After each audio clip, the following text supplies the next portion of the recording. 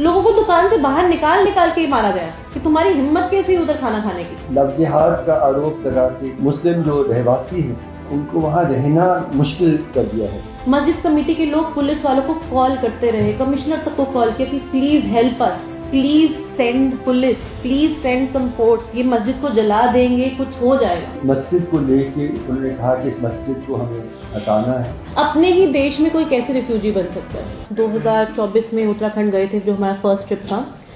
जब हम उत्तराखंड के लिए निकल रहे थे तो हमें नहीं पता था कि हम क्या एनकाउंटर करने वाले हैं। We didn't know, we thought okay will go to Uttarakhand. हमने कुछ एक चीज़ों के बारे में सुना है कि वहाँ पर एंटी माइनॉरिटी वायलेंस हो रहा है, हम लोगों से बात करेंगे, उसको डॉक्यूमेंट करेंगे and that is our work. But जब हम उत्तराखंड गए, जो वो एक्सपीरियंस रहा, उस एक्सपीरियंस ने हमें चेंज कर दिया। स्पेशली मुझे चेंज किया। मैं एक हिंदू हूँ, मेरी फैमिली प्रैक्टिसिंग हिंदू है, और जो मैंने वहाँ पर नोट किया as an Indian, as a Hindu, I felt ashamed.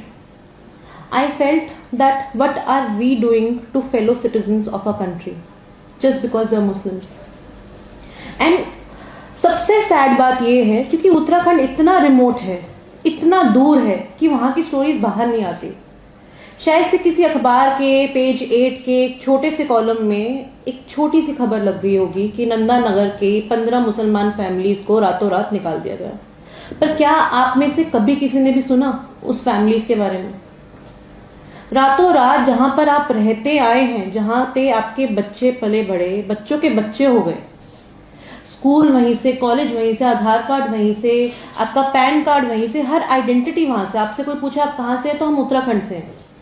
जब ऐसे ही एक फैमिली को निकाल दिया जाए just because they are Muslims without any crime of their own, what would you call them? A forced partition?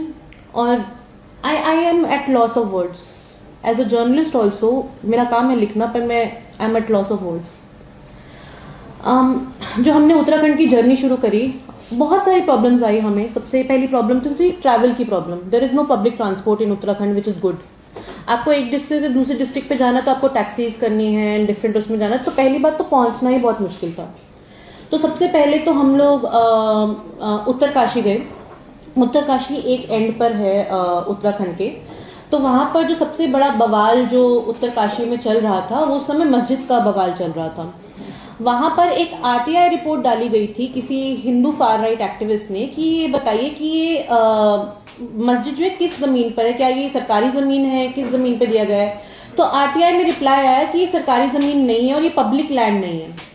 तो based on that ambiguous RTI reply, they launched N agitation saying कि ये तो illegal मस्जिद है और इसको गिराया जाना चाहिए, इसको डिमोलिश करना चाहिए।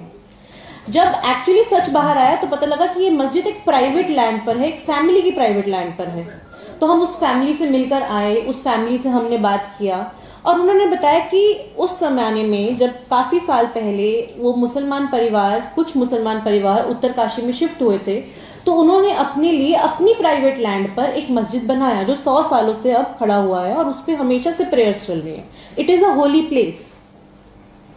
एंड उस मस्जिद को लेकर इतना बवाल हो गया क्योंकि आरटीआई एक्टिविस्ट ने बहुत ही क्लेवरली एक आरटीआई डाली जिसको एक सरकारी दस्तावेज दिखा दिया गया और ये कह दिया गया कि ये तो एक इलीगल मॉस्क है और इसको डिमोलिश कर देना चाहिए। And just with this one assertion, life of all the Muslim families in Uttarkashi was upended. Not only they had to face extreme discrimination कि ये तो illegal हैं, ये लोग बाहर से आए हैं, इन लोगों का हमारे यहाँ पर कुछ वो नहीं है। तो it was a very very difficult time for them and slowly and gradually जैसे जैसे हिंदू रैलीज बढ़ती गई, एंटी मुस्लिम रैलीज बढ़ती गई, फिजिकल वायलेंस भी ग्राउंड पे बढ़ती गई। जैसा कि प्राकृति ने समरी बताते हुए बताया कि वहां पर एक मुस्लिम महिला थी जो फल बेचती थी। दिवाली के टाइम पर उन्होंने स्पेशल फल मंगाए थे और साथ में ड्राई फ्रूट्स मंगाए थे, दिवाली के गिफ्ट मंगाए थे। रातों रात आए और उनकी दुकान लूट के चले गए, बस एक बहाना कि मुसलमानों का मस्जिद इलीगल है। सिमिलरली ये जो हमने आग देखी फैलती हुई, ये आग उत्तरकाशी से ऑलमोस्ट सारे उत्तराखंड में फैल गई। धीरे धीरे हम उत्तरकाशी से श्रीनगर, श्रीनगर से आगे ट्रैवल करते हुए चमोली, चमोली से आगे ट्रैवल करते हुए हमने ऋषिकेश और सब जगह हम लोगों ने ट्रैवल किया, नैनीताल हमने ट्रैवल किया। तो हमने एक ही चीज फाइंड की कि इट्स ऑल एन एक्सक्यूज। कहीं पर जैसे नंदानगर की बात कौशिक ने की, तो नंदानगर में एक बहुत ही इंपॉर्टेंट चीज जो हमने देखी, लव जिहाद का allegation, which is not really a true. Basically एक वुमन ने, एक माइनर वुमन ने एलेज किया था कि उसको एक मुसलमान आदमी ने ईव टीज किया है, विच वॉज नॉट प्रूवन। तो उसके ऊपर पुलिस ने अपनी इन्वेस्टिगेशन स्टार्ट की। Before police could start the investigation और do anything, the Hindu far right group started taking out rallies in that small town. उस रैली में मुसलमान भाईचारा के तौर पे खुद गए, बोल के कि नहीं ये गलत हुआ है लड़की के साथ, हम लोग अपने हिंदू भाइयों के साथ जुड़े हुए हैं, हम लोग भी आपके साथ खड़े हैं, किसी भी बच्चे के साथ, किसी भी लड़की के साथ ये चीज नहीं होनी चाहिए। और उसी रैली में एंटी मुसलमान स्लोगन लगाए गए। उसी रैली में मुसलमानों को जो उनका साथ देने के लिए गए थे उनको पीट दिया गया, इतना पीट दिया गया और मॉब उनके पीछे पड़ गया कि उनको छुपकर एक ऐसी जगह पे छुपना पड़ा, सेकंड फ्लोर पे घर के, जहां से मतलब दे कुड सी कि उनकी दुकानों को कैसे लूटा जा रहा है, उनकी गाड़ियों को नदी में कैसे फेंका जा रहा है, उनके मतलब द वायलेंस। इमेजिन कि पूरे परिवार के साथ आप एक जंगले वाले घर में बंद हैं, नीचे आपको दिख रहा है कि लोग आपके साथ वायलेंस कर रहे हैं, आपके छोटे छोटे बच्चे हैं जो रो रहे हैं, दे आर क्राइंग। आप उनको क्या समझाओगे उन बच्चों को कि ये हमारे साथ ऐसा क्यों हो रहा है? उस रात में जब ये सुबह के समय वायलेंस हुई, दर्शन भारती एक हिंदू फार राइट लीडर हैं, उन्होंने 2 दिन बाद वहां पे दोबारा रैली की, जिसकी वजह से और वायलेंस हुई, और भी ज्यादा वायलेंस हुई। और उस वायलेंस के बाद पुलिस वालों ने उनको बोला, देखो हम आपकी सेफ्टी की गारंटी नहीं ले सकते, the best we can do is कि हम आपको चमोली डिस्ट्रिक्ट से बाहर भेज सकते हैं अपनी पुलिस की गाड़ी में। तो एक गाड़ी में पिग्स की तरह उनको भरकर चमोली डिस्ट्रिक्ट के आउटस्कर्ट्स में उनको रख दिया गया कि आप अब यहां से जाओ, आप खुद रिस्पॉन्सिबल हो अपनी सेफ्टी के लिए, हम कुछ में कुछ भी नहीं कर सकते। And they had to flee overnight. चलिए, ये तो उन जगहों की बात हो गई जो काफी रिमोट हैं, काफी दूर हैं। चमोली डिस्ट्रिक्ट काफी दूर है, उत्तरकाशी काफी दूर है, पहुंचना मुश्किल है, वहां से खबर नहीं आती। नैनीताल तो सेंटर है, नैनीताल में तो उत्तराखंड हाईकोर्ट है। जो नैनीताल में हो वो तो और भी भयानक है। एजुकेटेड अवेयर सिटीजनरी है वहां की। नैनीताल में अगेन लव जिहाद के कंसेप्ट के ऊपर ही एक मुस्लिम एल्डरली व्यक्ति है, उनके ऊपर एलिगेशन लगा that he has raped a Hindu woman. And within the time span of allegation, जब तक पुलिस में बात गई, सून वेरी सून पूरे टाउन में ये बात फैल गई। And in no time rallies were taken out by Hindu far right activist. They started vandalizing the Muslim properties. In fact, जो मुसलमान प्रॉपर्टीज पे और जैसे मुसलमान ईटरीज हैं, शॉप्स हैं, वहां पे बैठ के लोग खा रहे हैं, खाना खा रहे हैं, लोगों को दुकान से बाहर निकाल के ही मारा गया कि तुम्हारी हिम्मत कैसी उधर खाना खाने की, you should boycott them. कुछ एक मुसलमान जो है वहां पर बहुत ही सेंचुरीज ओल्ड जामा मस्जिद में छुप गए, बिल्डिंग बंद की, जामा मस्जिद के बाहर पथराव हुआ। मस्जिद कमेटी के लोग पुलिस वालों को कॉल करते रहे, कमिश्नर तक को कॉल किया कि please help us, please send police, please send some force, something will happen to us, ये मस्जिद को जला देंगे, कुछ हो जाएगा। और सबसे गनीमत की बात पता क्या है? मस्जिद की दीवार के साथ, आप ये फैक्ट फाइंडिंग रिपोर्ट में आप देख सकते हैं, मस्जिद की दीवार के साथ में ही पुलिस स्टेशन का दीवार है। ये मस्जिद है और ये पुलिस स्टेशन है। Police force did not come on time, police force did not come on time. And this is not the only thing. मस्जिद कमेटी ने अपनी तरफ से पूरी कोशिश की कि वो अपनी कंप्लेंट दे जिसके ऊपर एफआईआर हो, लेकिन उस कंप्लेंट के ऊपर एफआईआर तक दर्ज नहीं हो रही है। आप जस्टिस की गुहार कैसे लगाएंगे जब तक एफआईआर ही नहीं हो रही है? First information report. जो मेरी family is a partition refugee family, हमारी फैमिली ने ये फोर्स माइग्रेशन देखा है और इस दर्द को मैं समझती हूँ कि कैसा दर्द है ये, और शायद से तभी मेरे अंदर से ऐसी भावना निकल रही है जिसमें मैं बोल रही हूँ। उस समय तो फिर भी there was an institutionalized support, जहाँ पे रिफ्यूजी कैंप्स थे, जहाँ पे लोग बैठ सकते हैं, बट यहाँ पे तो we are not even giving them dignity of calling them refugees.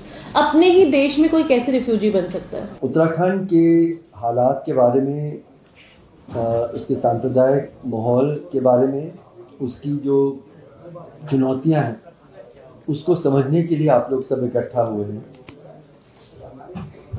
मैं मानता हूं कि उत्तराखंड के इतिहास में कभी भी सांप्रदायिक सवाल नहीं उठा था। This is being manufactured. ये मतलब ये वर्तमान सरकार जानबूझ के इस प्रदेश को almost in the front line of communal politics पे उसको रख रहे हैं। इसके पीछे एक बहुत अजीब और मैं कहूँगा कि गैर संवैधानिक सोच है। वो है कि ये एक देवभूमि है हिंदुओं के लिए, और इसमें मुस्लिम समाज के लोग जो गैर हिंदू लोग हैं उनको इस देवभूमि में उनका कहना है कि कोई जगह नहीं है। पहले तो 14% आबादी मुसलमानों की है। दूसरा कि ये देश और हर प्रदेश पे हर मज़हब के लोगों का बराबर का हक है, बराबर का अधिकार है। अगर हम लोग इस रास्ते पे चलने लगेंगे कि इस जगह को हम लोग, इस जगह से एक समुदाय के लोगों को हम लोग उनको अलग करना चाहते हैं, ये एक तरह से हम लोग पार्टीशन की का जो वक्त है उसको दोबारा बहुत खतरे के साथ इसको फिर से हम पुनर्जीवित कर रहे हैं। ये भी सवाल है कि हिंदुओं का खास करके ये कोई विशेष धर्मस्थल उत्तराखंड ही है, ऐसा नहीं है। देश के हर कोने में हिंदू समाज के लिए, हिंदू धर्म पे आस्था रखने वाले उनके लोगों के लिए दक्षिण में है, उत्तर में है, पूर्व में है, पश्चिम में है। इस एक प्रदेश को आपने, you want to change the character. आप कह रहे हैं कि ये तो हम अपना मक्का बना रहे हैं, हम अपना वैटिकन बना रहे हैं, और इस जगह से हम लोग दूसरे मज़हब के लोगों को हमें अलग करना है। ये बेसिक प्रोजेक्ट है, और जैसे मैंने कहा कि बहुत खतरनाक है।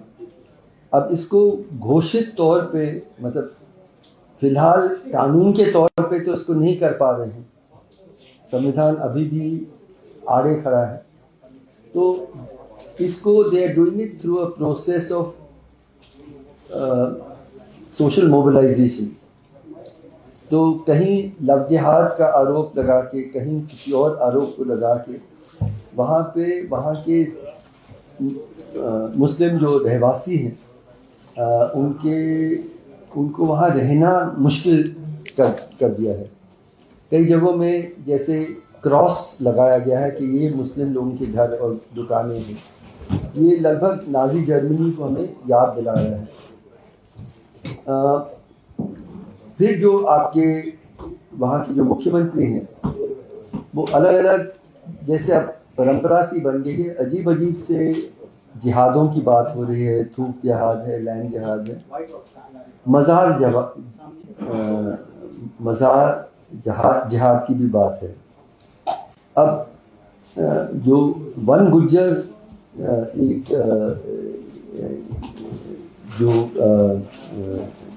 ट्राइब है, जो नोमैडिक ट्राइब है, मतलब वो जगह जगह से अपने पशुओं को लेके जाते हैं उत्तराखंड के जंगलों में। उनको उन्होंने तो जहाँ जहाँ वो, क्योंकि घुमंतू ट्राइब है, तो जहाँ किसी की मृत्यु हो जाती है वहाँ पे उसका कब्र बनाते हैं, उसको वो मज़ार कह रहे हैं। और एक तरह से जब वो कह रहे हैं कि हमने 3000 मज़ार हटाए हैं, तो वहाँ के लोगों के जो किसी को वहाँ पे दफनाया गया था उसको बहुत बुरी तरह से उसको निकाल रहे हैं। हल्द्वानी में हम लोग एक फैक्ट फाइंडिंग विज़िट में गए थे। नदीम यहाँ हैं, अशोक शर्मा जी यहाँ हैं, हम लोग सभी एक ग्रुप में वहाँ गए थे। वहाँ भी एक मस्जिद को लेके उन्होंने कहा कि इस मस्जिद को हमें हटाना है और रातों रात हटाना है। नैनीताल हाई कोर्ट में उसका केस चल रहा था, उसके बावजूद भी पुलिस फोर्स आती है, बुलडोज़र आते हैं, उसको गिरा देती है। लोग परेशान हैं, दुखी हैं, रोकने की कोशिश करते हैं। तो बहुत सारे साथी हैं, आप लोगों ने बात सुनी। मैं सिर्फ ये कहना चाह रहा हूँ कि खुल के, जिसको अंग्रेजी में एथनिक क्लेंजिंग कहते हैं, व्हाट इज एथनिक क्लेंजिंग इन हिंदी? कत्लेआम नहीं, कत्लेआम नहीं है ये, कि आप सफाई करना चाह रहे हैं, एक सफाई एक पूरे समाज की, कि इनका इस जगह में कोई जगह नहीं है। हम लोग देश के अन्य प्रदेशों में अलग अलग किस्म के हमले हमारे मुस्लिम भाई और बहनों के बराबर के नागरिकता के हकों पर अलग अलग तरीक़ों से हम हमला देख रहे हैं। उत्तराखंड और साथ में असम में हम लोग एथनिक क्लेंजिंग का प्रोजेक्ट देख रहे हैं, जहाँ पे हम वो कह रहे हैं कि हमें अब आपको यहाँ पे रहने की कोई जगह ही नहीं बची है और इसको रोकना, इसका विरोध करना हर हिंदुस्तानी का फ़र्ज़ बनता है, क्योंकि एक संविधान जब हमने बनाया था इसमें हर मज़हब के लोगों के बराबर के हक, हर जगह रहने की, अपने रोज़गार चलाने की, अपने बच्चों को स्कूल में भेजने की, वो हक अगर वापस सिर्फ धर्म के नाम पे ले लिया जाए तो पूरा जो कॉन्स्टिट्यूशनल आइडिया ऑफ इंडिया पूरी तरह से टूट और बिखर जाएगा। इस कारण से ये जो आज हम बातचीत के लिए इकट्ठा हुए हैं, उत्तराखंड पे इतना न्यूज़ पे सामने नहीं आ रहा है, वहाँ फ़िलहाल खून नहीं बह रहा है ज़्यादा, तो इसलिए लोग उसके प्रति ध्यान नहीं दे रहे हैं। पर मुझे जो ये एथनिक क्लेंजिंग का जो प्रोजेक्ट चल रहा है वहाँ, वो बहुत ख़तरनाक है और इसका विरोध हम सब करें।